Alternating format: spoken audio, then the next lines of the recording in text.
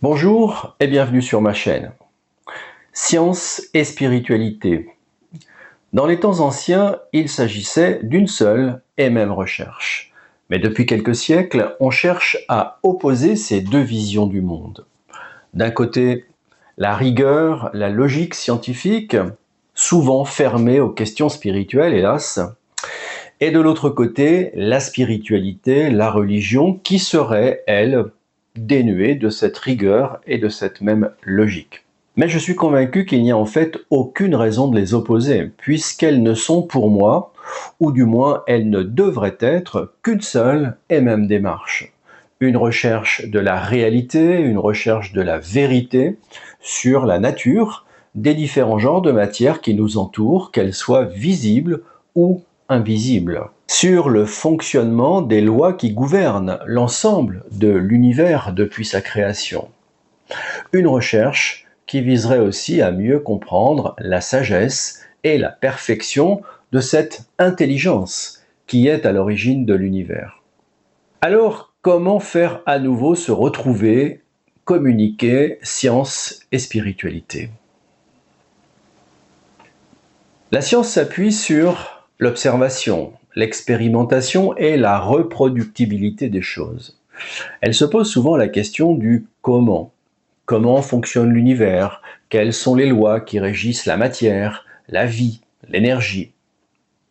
La spiritualité, elle se pose aussi la question du comment, bien sûr. Par exemple, comment fonctionnent les lois spirituelles? Comment est structurée la création avec ses différents plans, notamment invisibles, que l'on appelle l'au-delà? Mais elle élargit aussi le champ de ses recherches en se posant aussi la question du pourquoi. Pourquoi sommes-nous ici? Qu'est-ce que la conscience? Quel est le sens de notre vie, de notre existence même? Alors dès le départ, on voit que ces deux approches ne s'opposent pas. Elles nous parlent simplement de deux réalités complémentaires, de deux mondes différents. Le monde des effets, donc la matière pour la science, et celui des causes premières, des mondes plus subtils pour la spiritualité. Celui donc de l'au-delà, du spirituel et de Dieu. Alors, comment réconcilier science et spiritualité, qui sont finalement l'une et l'autre une quête de la réalité, de la vérité, qu'elle soit de nature matérielle ou non matérielle? Alors, pour marquer l'opposition, on cite souvent quelques conflits célèbres entre science et religion. Des conflits qui se sont en fait cristallisés au XVIIIe siècle, celui que l'on appelle parfois le siècle des Lumières, sous-entendu la lumière de l'intelligence, la lumière de la science.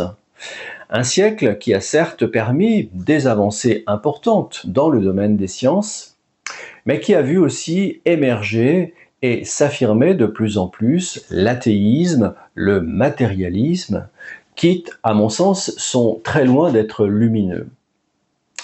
Ça a aussi révélé les rigidités et les fausses interprétations de l'Église sur l'origine de l'univers, sur le fonctionnement de l'univers. Alors prenons quelques exemples.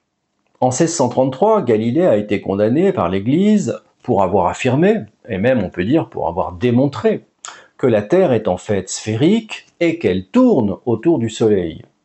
Suivant en cela d'ailleurs une hypothèse avancée un siècle plus tôt par Nicolas Copernic.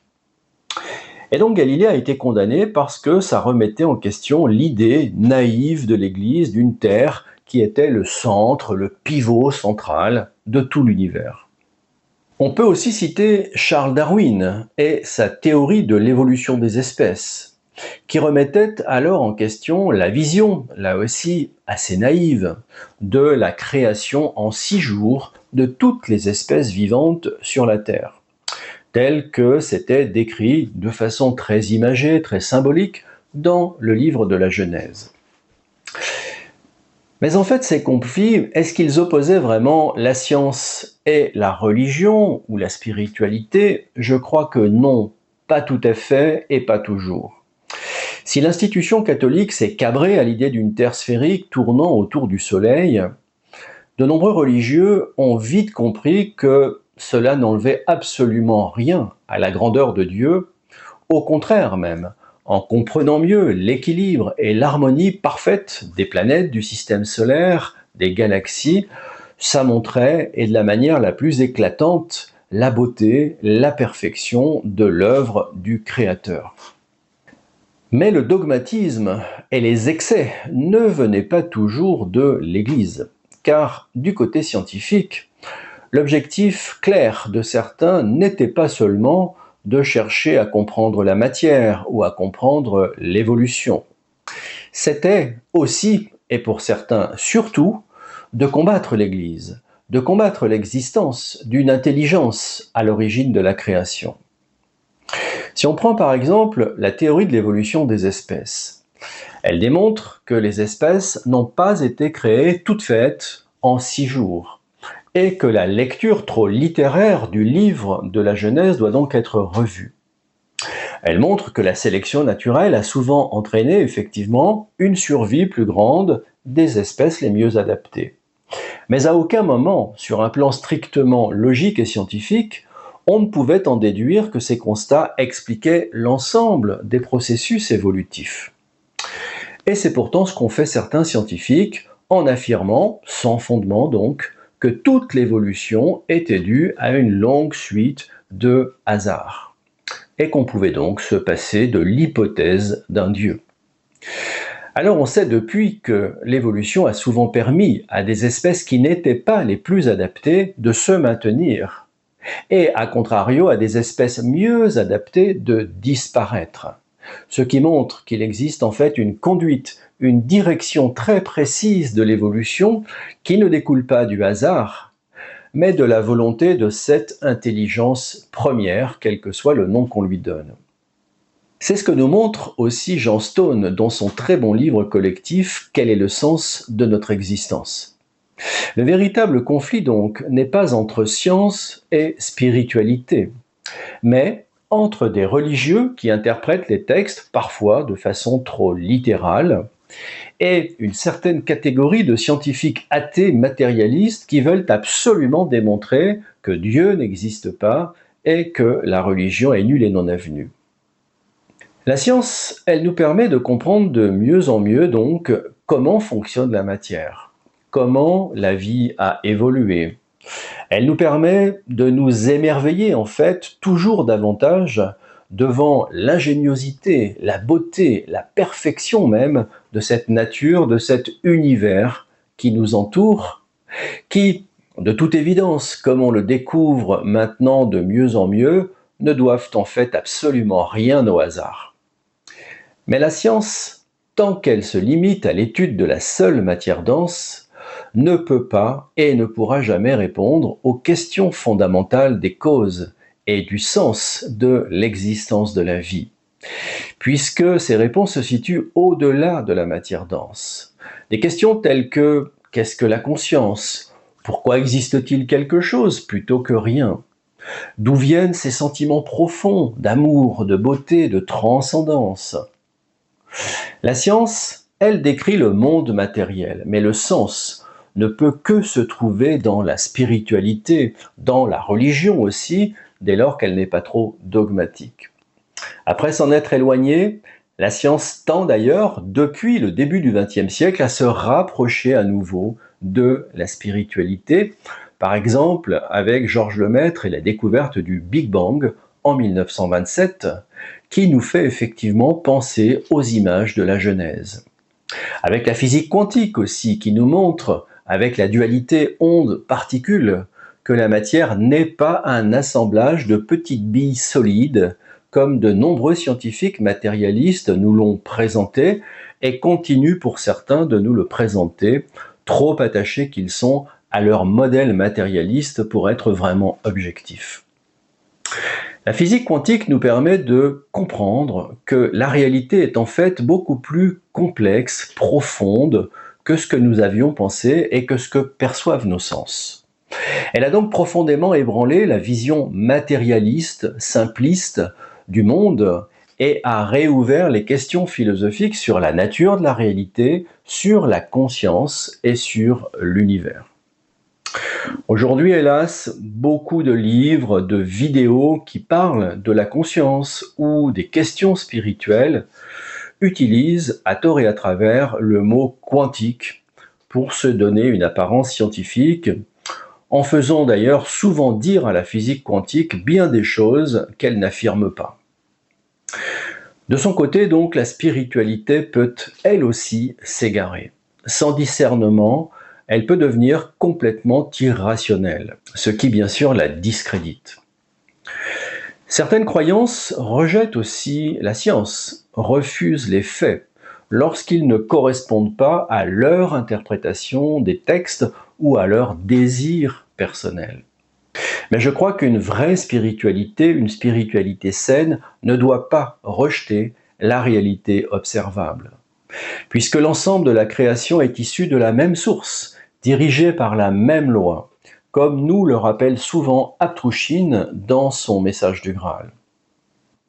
Matière, énergie, vibration, conscience, tout cela interfère en permanence pour nous faire en fait vivre la création et vivre dans cette création.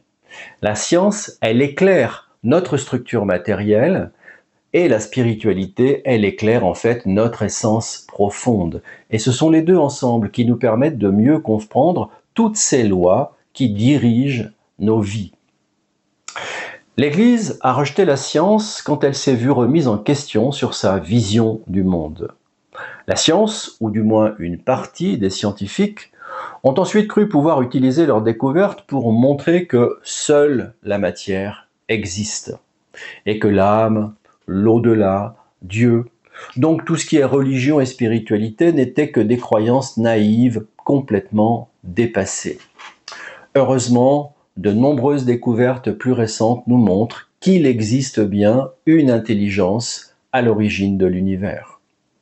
Et il me paraît donc tout à fait fondamental aujourd'hui de prendre à nouveau conscience, pour ceux et celles qui s'en seraient éloignés, que ce créateur de l'univers existe, qu'il ne correspond pas, qu'il n'a rien à voir même avec les images très humaines, très anthropomorphiques qui nous ont parfois été données par les églises à son sujet.